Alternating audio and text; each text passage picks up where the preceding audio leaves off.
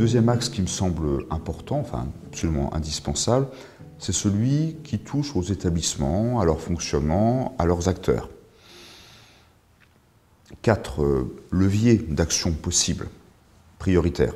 Premier levier, l'autonomie des établissements, la responsabilisation des établissements, et donc en premier chef, l'autonomie et la responsabilité des chefs d'établissement.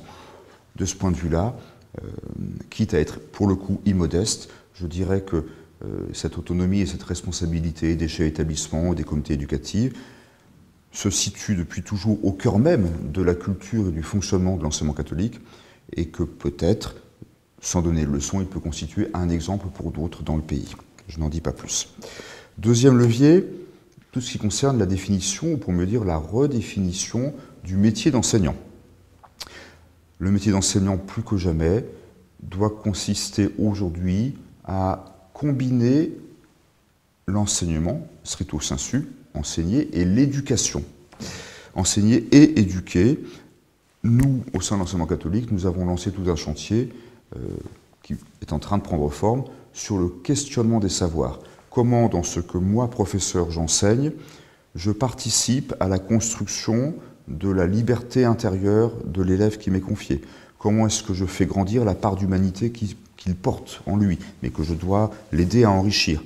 Comment est-ce que je construis pour l'élève et pour la classe l'aptitude au discernement, à la raison solidaire. Voilà, l'enseignement n'est jamais neutre.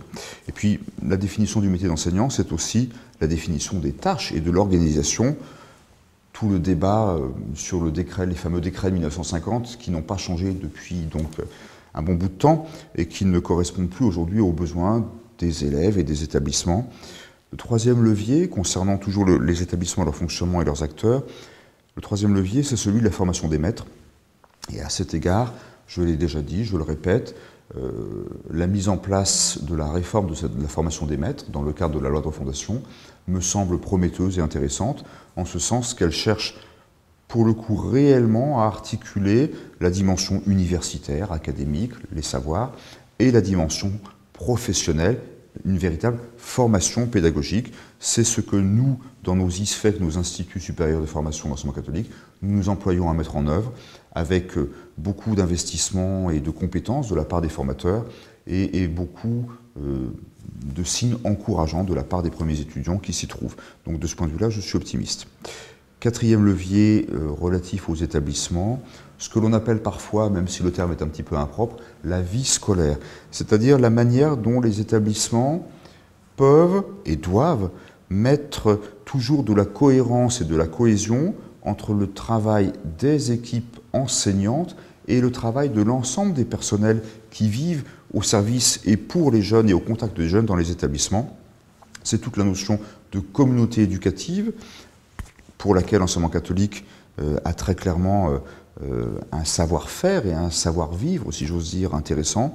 Et c'est tout le rôle très développé dans nos établissements, et ça peut peut-être servir à d'autres, tout le rôle très développé des cadres intermédiaires qui constituent vraiment une colonne vertébrale du quotidien de l'établissement pour le plus grand bien de tous.